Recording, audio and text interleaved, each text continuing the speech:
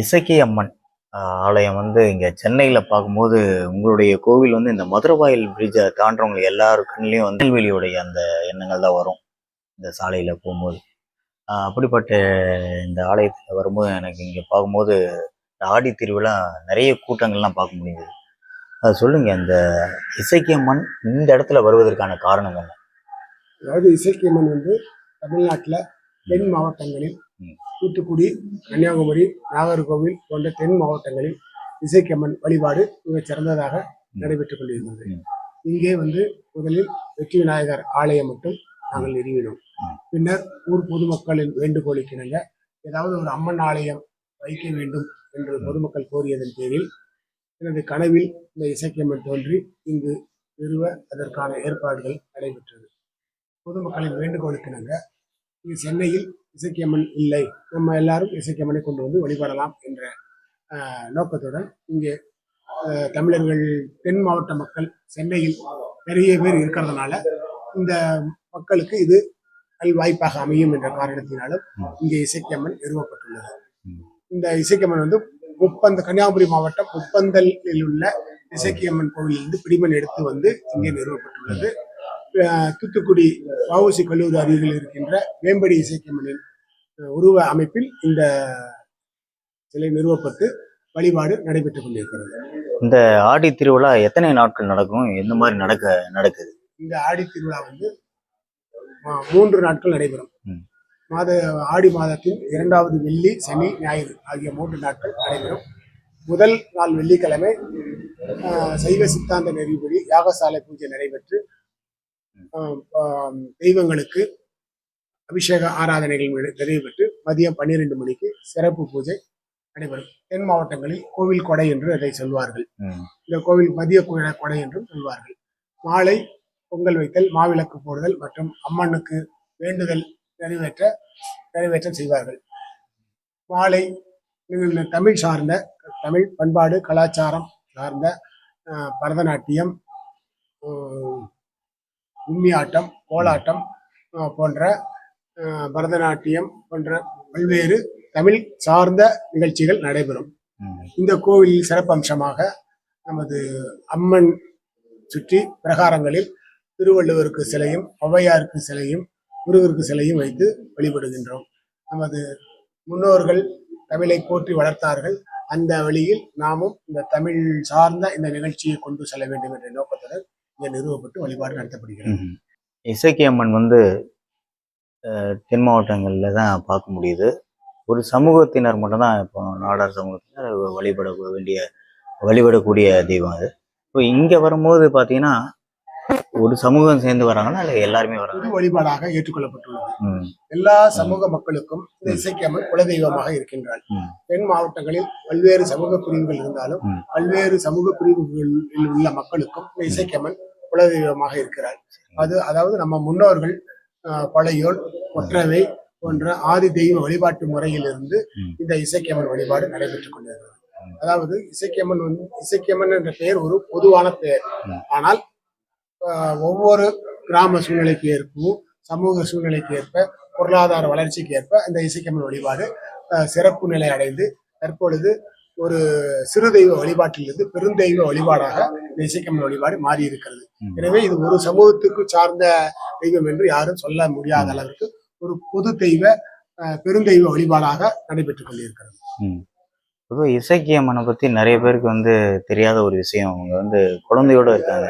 அந்த குழந்தை எதுக்காக, உங்களுக்கு ஏதாவது தெரியுமா? எப்படிங்க இசக்கியம்மன் வந்து இசக்கியம்மன் வரலாறு கதைன்னு பாத்தீங்கன்னா, அவங்க வந்து ஒரு 7 பிறவி எடுத்திருக்கிறாங்க.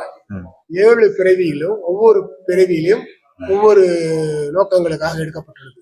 பொதுவாக இசக்கியம்மன் வழிபாடு எப்படின்னா, இந்த பெண்கள் வந்து ஏதாவது பழி சொல்லுக்கு ஆளாகி அவங்க பெண்கள் மேல ஒரு பழி சொல் ஏற்படும் போது அவங்க மனம் கொந்தளித்து கோபப்பட்டு எழுச்சியுற்று அந்த மக்களுக்கு ஏதாவது சில அசௌகரியங்கள் ஏற்படும் பொழுது இந்த மக்கள் வந்து இந்த பெண்ணுக்கு நம்ம இந்த கொடுமை செய்துட்டோம், அதனாலதான் இந்த பகுதியில் இந்த தீங்கு நடைபெற்றிருக்குது, எனவே இவர்களை நம்ம தெய்வமாக வழிபட வேண்டும் அப்படின்னு சொல்லி தெய்வமாக வழிபடுகின்றனர். இந்த குழந்தை வந்து நீலி இசக்கி அதாவது இசைக்கிளி வந்து நீல இசைக்கு, மாவு இசைக்கு, ஆஹ் இதுலயும் நிறைய விதம் ஆமா இருக்கு. அப்படின்னு நிறைய இசைக்கு வழிபாடு இருக்கு. பொதுவாகவே இந்த இசைக்கமல் வழிபாடு நம்ம தெரிஞ்சு கொள்ள வேண்டியது பல்வேறு கதைகள், பல்வேறு சூழ்நிலைகள் இருந்தாலும் நாம் தெரிந்து கொள்ள வேண்டிய ஒரு முக்கிய இது என்னவென்றால், நாம் எந்த தீங்கு செய்தாலும், எந்த பழி செய்தாலும், எந்த பாவம் செய்தாலும் தண்டனை உண்டு. இதுக்கு பரிகாரமோ வேற எந்த இதுவுமே கிடையாது. தப்பு செய்தா தண்டனை உண்டு என்கிற ஒரு கான்செப்ட் தான் இசைக்கியம்மன் வழிபாடு. அதனாலதான் இசைக்கியம்மன் கோயிலுக்கு வர்றவங்க கூட கொஞ்சம் வந்து பயப்படுவாங்க, கொஞ்சம் நீதி நேர்மையா இருக்கணும்னு ஆசைப்படுவாங்க. அதனால இந்த இசைக்கியம்மன் கோயிலுக்கு வர்றவங்க பிற்காலத்தில் நல்ல சமூக மக்களாக மாறுவதற்கான வாய்ப்புகள் இங்க அதிகமா இருக்குது. நீங்க சொன்னீங்க நீலி இசைக்கு, நிறைய இசைக்குன்னு. இவங்களோட பேர் நீங்க இந்த அம்மா வந்து பொது பேரால இசைக்கியம்மன் பொது பேரால் நடைபெற்றது. சில பேர் வந்து கேட்பாங்க இந்த குழந்தைகள். நாங்க வந்து அதாவது காரைக்கால் எம்மையார், நம்ம கண்ணகி, இவங்கெல்லாம் ஒரு அவதார தெய்வங்கள். அவங்கெல்லாம் பாத்தீங்கன்னா அவங்க வர்றாரு ஆக்ரோஷமாக எழுந்து தான் செய்யாத தவறுக்கு தண்டனை பெறும்போது இறைவனை நோக்கி வரம் பெற்று இறைவனிடம் வேண்டி திருப்பி பூலோகத்துக்கு அவர்கள் பிறந்து இந்த தெய்வமாக ஆகிறார்கள். நாங்க சொல்றது பார்வதி தேவி முருகனை ஒரு குழந்தையாக வைத்திருக்கிறதாக கொள்ளலாம். பார்வதி தேவி வந்து திருஞான சம்பந்தருக்கு 2 வயதிலே வந்து ஞானப்பால் கொடுத்த வரலாறுகள்லாம் இருக்குது. அது மாதிரி நம்ம ஆக மொத்தத்துல பார்வதி தேவியின் குழந்தையாக, அதாவது மக்களை தாயாக நின்று மக்களை எல்லாம் குழந்தையாக அந்த தாய் காப்பாற்றுகிறாள். அப்ப நம்ம வந்து எல்லோரும் பார்வதி தேவியின் குழந்தைகள் என்ற எண்ணத்தோடு இருக்க வேண்டும். இந்த இசைக்கு பாத்தீங்கன்னா ஒரு கையில சூலம், ஒரு கையில குழந்தை. ஒரு மனிதனுக்கும் ஒரு சமூகத்துக்கும் என்ன தேவைன்னா அன்பும் இருக்கணும், வீரமும் இருக்கணும். வீரம் இல்லாத அன்பும் நல்லா இருக்காது, வீரம் மட்டும் இருந்து அன்பு இல்லைனாலும் நல்லா. அதனால அன்பும் வீரமும் இணைந்து மக்கள்கிட்ட இருக்கணுங்கிற உணர்த்துவதாக ஒரு தத்துவமும் இதுல இருக்குது. இப்போ இந்த இடத்துல வந்து இப்போ திருநெல்வேலியோடைய மாவட்டத்துடைய இசைக்கியம்மனை பார்க்க முடியுது. மற்ற தெய்வங்கள் இந்த சுடலை இவனை காண முடியுமா? மாடசாமி இல்ல வந்து நாங்க வந்து முதல்ல வெற்றி விநாயகர் ஆலயம் மட்டும் நிறுவி இருந்தோம். ஏற்கனவே சொன்னபடி பொதுமக்களை வேண்டுகோளுக்காக அம்மன் ஆலயம் கொண்டு வந்தாங்க. அதுக்கப்புறம் இங்க வந்து ஔவையார், முருகன் இதெல்லாம் இருக்குது. திருவள்ளுவர், நவகிரக சன்னதி இருக்குது. விநாயகரை சுற்றி மகாவிஷ்ணு, தட்சிணாமூர்த்தி, துர்கை வழிபாடு நடைபெறுகிறது. இட வசதிக்கு ஏற்ப நிறைய வழிபாட்டு தெய்வங்களை வைக்க வேண்டாங்கிறதுனால இருக்கிற தெய்வங்களை வழிபாடு அடையாளம் இசைக்கியம்மன். ஆமா, இசைக்கியம்மன் கோவில், கள்ளிக்குப்பம் இசைக்கியம்மன் கோவில் எல்லாருக்கும் தெரிகிற மாதிரி ஒரே அடையாளமாக பல்வேறு தெய்வங்களின் ஒரே ஒரு உருவமைப்பாக நாங்கள் இசைக்கியம்மனை வழிபடுகிறோம். நிறைய நிறைய கோவில்லன்னு சொல்ல, அதாவது இந்த ஔவையாரை வந்து பார்க்க முடியாது, இங்க பார்க்க முடியுது. இசைக்கியம்மன் கோவில்ல வந்து ஔவையார் அம்மன் வழிபாடு ரொம்ப முக்கியமாக இருக்கும். ஔவையார் அம்மனே ஆக்கிட்டீங்க. ஆமா, இந்த ஔவையார் வந்து ஔவையார் அம்மனாக, ஔவையார் வந்து ஒரு 3, 4, 5 காலங்கள்ல சங்ககால ஔவையார், நிகழ்கால ஔவையார், பண்டைய கால ஔவையார், ஔவையார்கள் நிறைய ஔவையார். இளம் வயதுல அப்புறம் இந்த நம்ம முப்பந்தல் இசைக்கியம்மன் கதையிலேயே சேர, சோழ, பாண்டியர்கள் 3 பேருக்கும் போரை தடுத்து நிறுத்தி பந்தல் அமைத்து 3 பேரையும் வர வைத்து தடுத்து நிறுத்தி இந்த ஔவையார் வந்து அவங்களுக்கு சமாதானப்படுத்தி நடந்தா. அதனாலதான் முப்பந்தல்னு சொல்றாங்க. அது 3 பேர் சேர, சோழ, பாண்டியர்களை சமாதானப்படுத்தி. அப்போ வந்து இந்த இசைக்கியம்மன் கோபத்தோடு அங்க வந்திருக்கும் போது 3 அரசர்களும் இசைக்கியம்மனை வழிபட்டு சாந்தமாக வழிபட்டு அந்த முப்பந்தல் இடத்துல நீடி இருக்கிறாங்க. அதனால வந்து இசைக்கியம்மன் வழிபாடு எல்லா மக்களும் ஏற்றுக்கொள்ளப்பட்ட ஒரு வழிபாடாக இருக்கு. பொதுவாக இங்க ஆடி திருவிழால வந்து வெள்ளிக்கிழமை இல்லைன்னா ஞாயிற்றுக்கிழமை தீமிதி விழா இங்க சென்னையில நடப்பது உண்டு. இங்க தீமிதி விழா எதுவும் இல்லையா? இங்க தீமிதி திருவிழா இல்ல. அதாவது தென் மாவட்ட மக்கள் பெரிதும் வழிபடக்கூடிய வெள்ளிக்கிழமை வந்து முழுக்க தென் மாவட்ட வழிபாடாகவும், மதிய கொடை, சாமக்கொடை என்ற வழிபாடாகவும், ஞாயிற்றுக்கிழமை சென்னையில் நடைபெறுகிற கூழ்வார்த்தை நிகழ்ச்சியாகவும் இங்கு நடைபெறுகிறது. இங்க வந்து தென் மாவட்ட மக்கள் நிறைய சென்னையில வந்து இருக்கிறாங்க.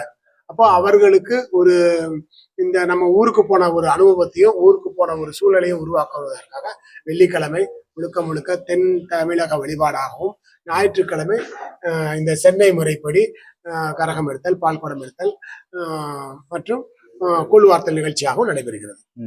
இங்க யாரெல்லாம் வந்திருக்காங்க வழிபாடு? யார் யாருன்னா, அதாவது கூடுமானவரை தமிழகத்தில் உள்ள அனைத்து மாவட்டங்களிலிருந்து வந்திருக்கிறாங்க. மலேசியா, சிங்கப்பூர்ல இருந்தும் இங்க வந்து பக்தர்கள் வந்திருக்கிறாங்க. ஏற்கனவே இசக்கியம்மனை குலதெய்வமாக கொண்டவர்கள் நாடு பெயர்ந்து போயிருக்கிறாங்க இல்லையா. இப்ப அவங்க வந்து நமக்கு இசக்கியம்மன் தான் தெரிஞ்சதுக்கு அப்புறம் வலைதளத்துல பார்த்து இப்ப சென்னையில ஒரு இசக்கியம்மன் கோவில் இருக்குது, நம்ம பூர்வீக மக்கள் கொண்ட வழிபட்ட தெய்வம், நம்ம தாத்தா பாட்டி வழிபட்ட தெய்வம்னு சொல்லி இப்ப மலேசியா, சிங்கப்பூர்ல இருந்து கூட வந்து வழிபட்டுட்டு போறாங்க. நிச்சயமாக. இந்த ஆடி மாசம் மட்டும் இல்லாமல் வேற ஏதாவது நாட்கள் வந்து இங்க சிறப்பு உண்டா? ஆமா, இப்போ இந்த ஆடி மாசம் முடிந்த உடனே ஆவணி மாசம் விநாயகர் சதுர்த்தி வரும். விநாயகர் வெற்றி விநாயகர் இருக்கிறதுனால சிறப்பாக விநாயகர் சதுர்த்தி விழா நடைபெறும். அதை தொடர்ந்து நவராத்திரி விழா நடைபெறும். நவராத்திரி விழா 10 நாட்களும் இசக்கியம்மனுக்கு ஒவ்வொரு நாளும் ஒவ்வொரு அலங்காரம் செய்து ஒவ்வொரு வழிபாடு, சிறப்பு வழிபாடு 10 நாட்கள் நவராத்திரி விழா குழு வைத்து 10 நாள் நவராத்திரி விழா சிறப்பாக நடக்கும். அதுக்கு அடுத்தது ஆங்கில புத்தாண்டு வழிபாடு, தமிழ் புத்தாண்டு வழிபாடு, ஒவ்வொரு பௌர்ணமி என்றும் விளக்கு பூஜை, திருவிளக்கு பூஜை நடைபெறும். பொதுவாக இந்த கோயில்ல வந்து வழிபாட்டு முறை வந்து செவ்வாய், வெள்ளி கிழமைகள்ல மாலை 7 மணிக்கு சிறப்பு வழிபாடாக இங்க நடைபெறும். மிச்சபடி கோவில் வந்து காலையில 6 மணிக்கு திறந்தா இரவு 8 மணி வரைக்கும் கோயில் திறந்தேதான் இருக்கும். மிச்ச கோயில் மாதிரி நாங்க வந்து மதியத்துல மூடுறது இல்லை. ஏன்னா வெளியூர் மக்கள் வந்து வர்றதுனால கோவில் வந்து திறந்திருக்கும். இப்ப பாத்தீங்கன்னா நீங்க சுயசேவை கோயில் போர்டு இருக்கும், பார்த்திருப்பீங்க. செல்ஃப் சர்வீஸ் கோவில் போட்டிருப்போம். மக்கள் வந்து வெளியூர்ல இருந்து வர்ற மக்கள் நாங்க வந்து காலையில வந்து பூஜை பண்ணிட்டு அபிஷேகம் பண்ணி நைவேத்தியம் காட்டி பூஜை எல்லாம் பண்ணி முடிச்சுட்டு கோயில் திறந்துட்டு போயிடுவோம். வேற யாரும் இருக்க மாட்டாங்க. வேற யாரும் இருக்க மாட்டாங்க. வர்ற மக்கள் அவங்களே அம்மனுக்கு பூ வச்சு அவங்களே தீபார்த்தனை காட்டி அவங்களே நெத்தியில பூ மஞ்சள் வச்சுட்டு போவாங்க. வர்றவங்க அப்படியே அந்த பழகிட்டதுனால யாரையும் அவங்க எதிர்பார்க்க மாட்டாங்க. யாராவது வெளியூர்ல இருந்து புதுசா வந்தாங்கன்னா அவங்க தொலைபேசியில் தொடர்பு பண்ணாங்கன்னா வந்து பூஜை செய்து கொடுப்போம். காலையில 6 மணி திறந்த கோயில் நைட்டு 8 மணி வரைக்கும் முழுக்க திறந்தே இருக்கக்கூடிய ஒரு சுயசேவை கோயில். சுயசேவைன்னா யாருமே இருக்க மாட்டாங்க. ஆமா, காலையில பூஜை பண்ணிட்டு நாங்க போயிடுவோம். நம்ம கோயில் திறந்துதான் இருக்கும். வர்றவங்க வந்து தீபார்த்தனை காட்டி அவனை வழிபட்டுட்டு ஏதாவது நைவேத்தியம் காட்டினா பிரசாதம் கொண்டு வந்தாலும் சாமி வச்சு படைச்சிட்டு அவங்க போவாங்க. சேவிங்கும் போது இந்த பொருட்கள் ஏதாவது மிஸ்ஸிங் இங்க பொதுவாக கோவில்கள்ல பொதுவாக இந்த பொருளும் எடுக்க மாட்டாங்க. ஆனா இசக்கியம்மன் கோவில்ல இருந்து 1 ரூபாய் எடுக்கிறதுக்கு கூட பயப்படுவாங்க மக்கள். வந்து அதை ஏற்கனவே நான் சொல்லியிருக்கேன் இல்லையா, சின்ன தவறு செஞ்சாலும் அதுக்கு தண்டனை உண்டுங்கிற கான்செப்ட் தான் இசக்கியம்மன். அதனாலதான் சில பேர் இன்னும் இவ்வளோ வளர்ச்சி அடைந்த கூட இசக்கியம்மன்னால ஒரு பயம் மக்களிடையே இருக்குது. அந்த பயத்தை போக்கி இசக்கியம்மன்னா ஒரு நம்மளோட தாய் தெய்வ வழிபாடு, ஒரு அம்மன் வழிபாடு, இதுக்கு நீங்க யாரும் பயப்பட தேவையில்லை அப்படிங்கிற கான்செப்ட் நம்ம இப்ப கொண்டு வந்துட்டோம். சரியா. இறுதியா வந்து பக்தர்களுக்கு வந்து என்ன சொல்ல வரீங்க? இன்னைக்கு வந்து நிறைய பேர் வந்து கோவில் செல்வதே வந்து திருவிழாக்கள்ல மட்டும் தான் தொடர்றாங்க. அதுக்கப்புறம் பாத்தீங்கன்னா கூட்டங்கள் வந்து சேருவதில்லை. கோவிலுக்கு வந்து மக்கள் வந்து முறையா வரணும். நம்ம தற்காலங்கள்ல இந்துக்களிடையே ஒரு விழிப்புணர்வு இல்லை. அந்த விழிப்புணர்வு ஏற்படணும். மக்கள் வந்து குழந்தைகளோட குடும்பத்தோட கோயிலுக்கு வருவது இப்ப கொஞ்சம் கம்மியாயிடுச்சு. சில மதத்துல வெள்ளி ஞாயிறுனாலுமே கம்பல்சரி போயிடுவாங்க. ஆனா நம்ம இதுல வந்து நம்ம விருப்பத்துக்கு ஏற்ற மாதிரி தான் அதுவும் வருது. ஞாயிற்றுக்கிழமை உங்க கோயிலுக்கு போற பழக்கம், வெள்ளிக்கிழமை கோயிலுக்கு போற பழக்கம் அவங்க பழக்கத்தை ஏற்படுத்திட்டாங்க. நம்ம ஏற்கனவே அது மாதிரி பழக்கங்கள்லாம் இருந்தது. இமைப்பொழுதும் என் நெஞ்சில் நீங்காதான் தாழ்வாள்கன்னு சொல்லியிருக்கிறாங்க சிவபுராணத்துல. இமைப்பொழுது கூட இறைவனை விட்டு நம்ம நீங்க மாட்டோம்ங்கிறது நம்ம இந்து மதத்தோட கொள்கை. அப்போ இப்போ தற்காலத்துல குடும்பத்தோட கோயிலுக்கு வருவது குறைஞ்சிச்சு. அதனால குறைந்தபட்சம் வெள்ளிக்கிழமை செவ்வாய்க்கிழமையாவது கோயிலுக்கு குடும்பத்துடன் சென்று வழிபாடு செய்ய வேண்டும். இப்போ ஞாயிற்றுக்கிழமை நமக்கு பொது விடுமுறையா இருக்கலாம், ஞாயிற்றுக்கிழமை கூட கோயிலுக்கு வந்து குடும்பத்தோட வந்து குழந்தைகளோட வந்து கோயிலுக்கு வரணும்.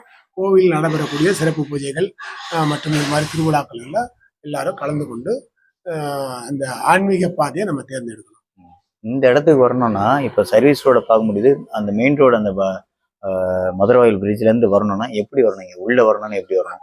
இந்த வெளியே கோவில் பார்க்க முடியுது, ஆனா வெளியே உள்ள வந்துட முடியாது. கோவில் அமைவோட வந்து சென்னை அம்பத்தூர் கள்ளிக்குப்பம், ம். கள்ளிக்குப்பத்திலிருந்து ஓம் சக்தி நகர் ம். ராஜாஜி தெருவில் அமைஞ்சிருக்குது. ம். அம்பத்தூர் ஓட்டியிலிருந்து ம்.